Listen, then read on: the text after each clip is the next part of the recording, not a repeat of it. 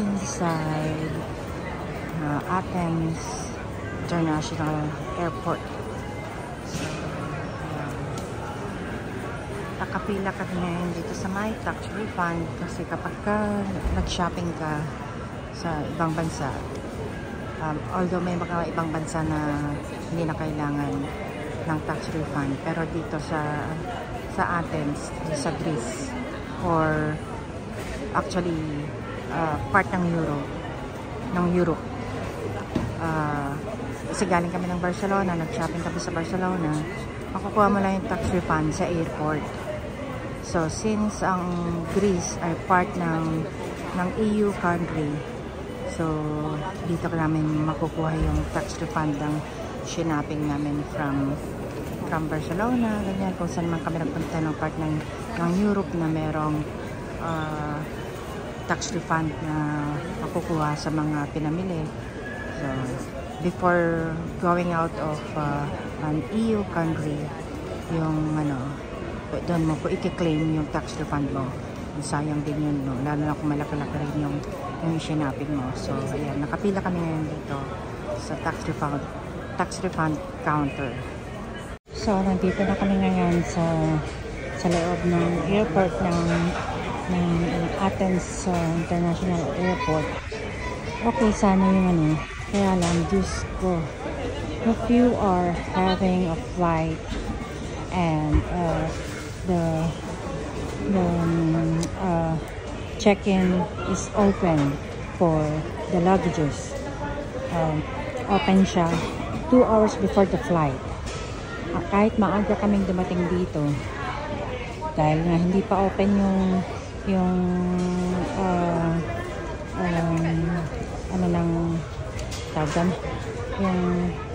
yung counter ng airlines namin, so pumila muna kami sa tax refund na ang haba-haba ng pila na nagkagulo-gulo pa kami doon.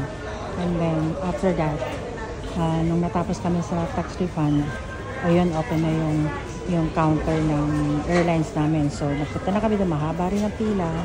Then okay naman yung airline crew. Punta na kami ng immigration. Napakahaba ng pila, pagkalampas mo pa doon, security. Tapos yung kasing tax refund, makukuha mo lang yun pag nakapasok ka na sa security. Nung ibibigay nila sa'yo ng cash, pila ka ulit dun sa isang counter dun for the tax refund. Tapos malaman namin yung isang receipt namin hindi natatakan. Kaya lesson to sa mga nagtra-travel. Before you leave the tax refund counter, you need to check if every receipt has a stamp. Kasi pinababalik kami, they are telling us to go back to where the tax refund needed to have the stamp. Ang haba nga ng pila dun pa lang sa papasok sa immigration. And then you need to fall in line again. Kumbaga, walang express na pasukan. Ganun. And you need to go back to immigration, you need to go back to security. Ang haba ng pila. At malilate na kami sa flight. Buti nga na delay yung flight namin ng ilang minuto. Pero ang nakalagay kasi, our original boarding time is 12:10 and now the time is 1:10 p.m. na. So nagkaroon ng 1 hour delay, which is good sa amin dahil nga ang haba ng dinaanan namin pila. So kahit maaga kami pumunta dito sa airport, sarado naman yung counter. Wow, it's such a hassle and very stressful para sa mga nagbabiyahe kagaya namin na kahit na naging punctual ka sa pagpunta sa airport, pero ang may problema dito sa airport, so very stressful. Maganda ang Athens. I'm gonna give my review sa lahat ng mga pinuntahan namin on my next vlog. But for now, ayan, I'm just expressing my disappointments dito sa Athens Airport, especially sa tax refund counter. Ayan. So, may time kami mag-lunch dahil nabili na pa. Kain ko na kami. Ayan, yan, grabe. Boarding na. So, dahil nga chinek-in na lang namin yung aming mga bagahe at ang dala na lang namin yung backpack niya at saka yung handbag ko. Hindi na kami makikipag-paunahan sumakay ng aeroplano. Total may reserved seats naman. So, ngayon lang may mga dalang mga maliliit na maleta ang kasi mag-uunahan yan sa paglagay sa overhead na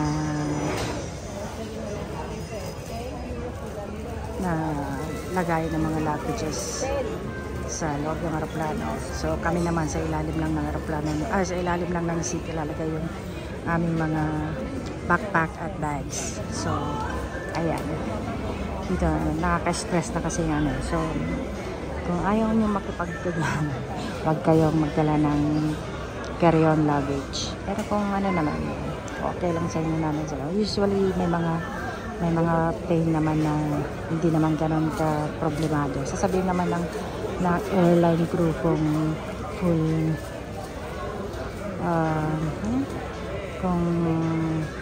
yung flight ganyan. Tapos sa tanong niya kayo kung gusto niya bang i-check-in na lang yung luggages niya. And kung wala namang masyadong valuables sa luggage nyo, check-in nyo na lang. Kasi naman ganyan nga. O, dito lang kami, relax lang muna bago kami pumasok sa aeroplano. Kasi nga, ayan, pipila ka dyan, tagal-tagal, nakatayo ka dyan. Ganyan, tapos mabibisit ka pa sa mga nasa tabi mo. Hindi, paunahin mo na sila. Ganun yun.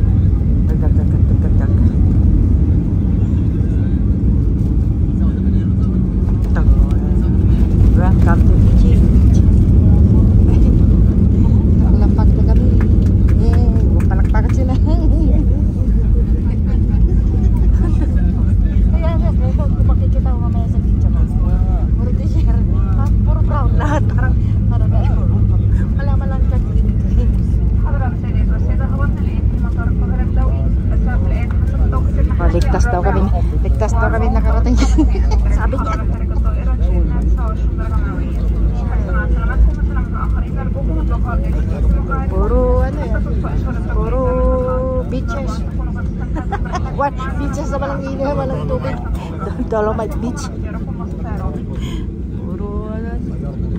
Puro lupa. Ladies and gentlemen, we have just landed at Cairo International Airport. Local time is 20 minutes to 5 p.m. and the temperature outside the is 42 degrees. 20 minutes before 5. For your own safety and safety of others, please remain with your seatbelt fastened until the seatbelt sign is turned off. We hope that you have enjoyed this flight with us, as we are looking forward to see you once more. Thank you for choosing Egypt Air. Thank you for choosing Egypt Air.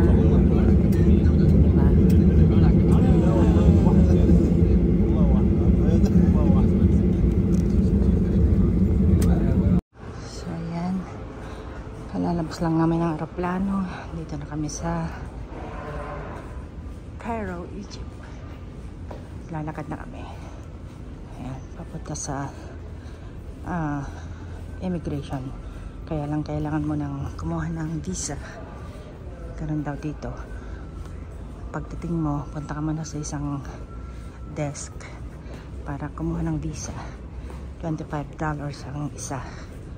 So, ayan.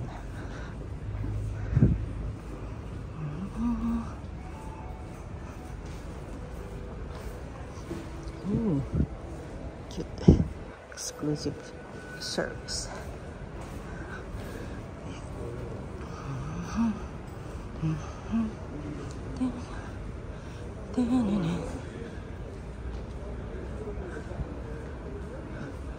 Ayan, may walkalator dito.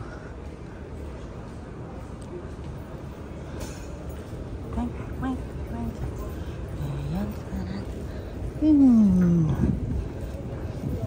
Kanina hindi pa nag-i-stop yung aeroplano eh. Nagtayuan na yung mga ano. Sabi ko, parang bakit sila nakatayo na agad eh. Kumbaga sa hindi pa po pinapatay yung aeroplano. Usually bawal yun. Kailangan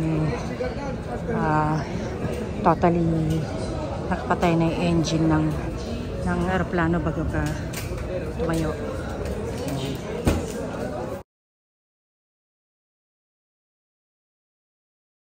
Ayan, dito kami kukuha ng visa.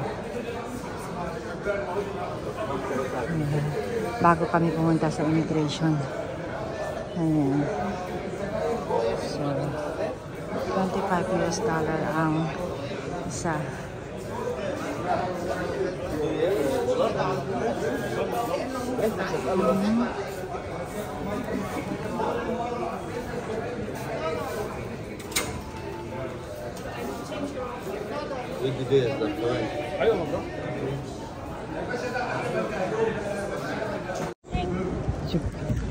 Ayan, kakalabas lang namin ng immigration. Bawal kasi nag-video dun. Dito na kami, kukunin namin aming bagahe. So, welcome to Cairo, Egypt. Galing kami ng Cairo. Number 4, mahal. 4.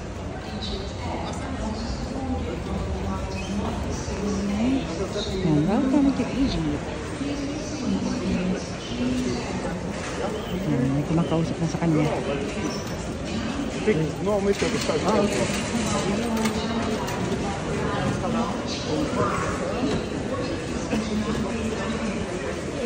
May nangangatrata na sa kanya. Hard?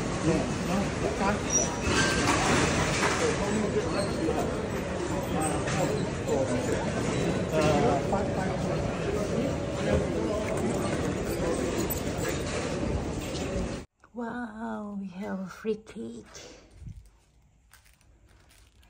And that's my name. May free cake tayo, yay! Free what? Ayan ang cake. Cake? Sabi niya, congratulations. Natugaw na. Siguro kanina pa yan. Kaya delayed kasi yung flight. Ba't kaya congratulations? Tapos yung swimming pool, yan oh. May view ng pool. Oops, in-upgrade tayo eh. Wow, nice. In-upgrade tayo? Yeah. Hindi kasi nga dun sa ano. How nice of them, huh? Hindi yung sa Expedia dahil nga yung...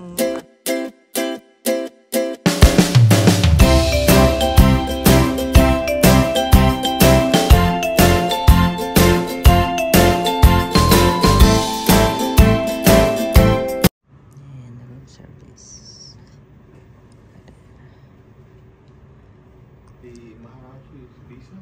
Yes. Okay. Oh, May iwan yata dyan eh. This is all Maharaji. And Oh, okay, Sure. okay. I didn't see Yes. that one. Okay. This one, can I charge to the room? yes, no problem. Please name. Parang service na lang kami ng pagkain kasi nga ayoko nang lumabas. Tinanggal ko na kasi yung balot ng kamay ko. Ayan. Para ma-freshen up yung kamay ko. So, sabi ko, dito na lang kami sa Okay, sir. kwarto kakain. This one, let me get a card. Yes. Thank you! You are welcome, ma'am.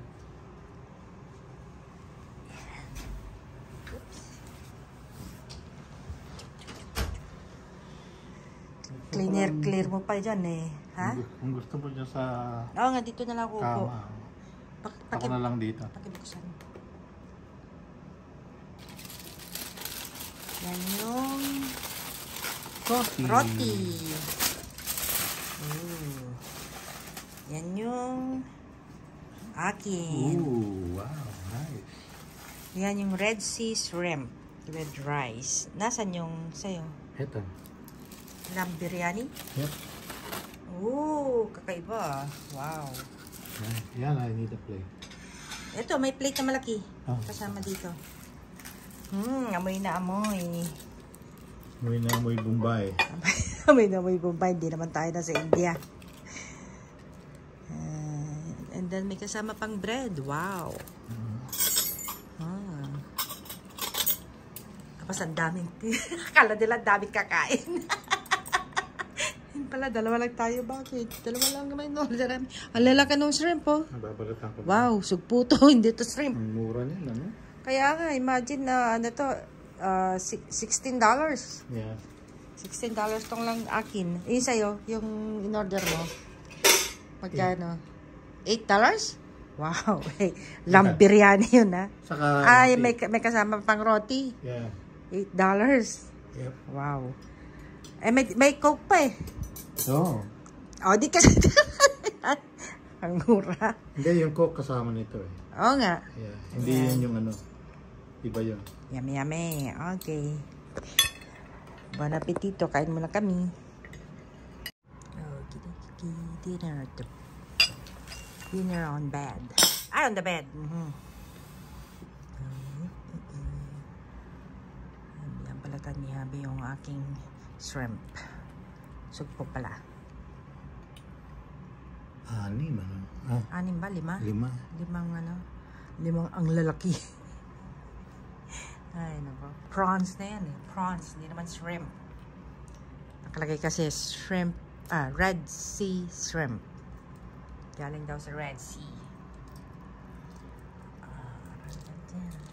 Walang sausawan tong ano, roti. Kasama, may butter. Pero walang Walang curry. walang beef. Yeah. Ano ito? Candy? Ano yung... hindi. Lemon. Lemon. Yung lemon nila nakalagay na sa ganyan. Yung net. Para pag pinigyan mo, yung buto niya, hindi mahulog sa pagkain mo. Kumbaga, isasaluhin. Ano eh? Puto. Oh, ay ano, i-strain na niya yung buto. Ayan. So, dahil nga hindi ako makapagbalat, siya na lang magbabalat ng pagkain ko.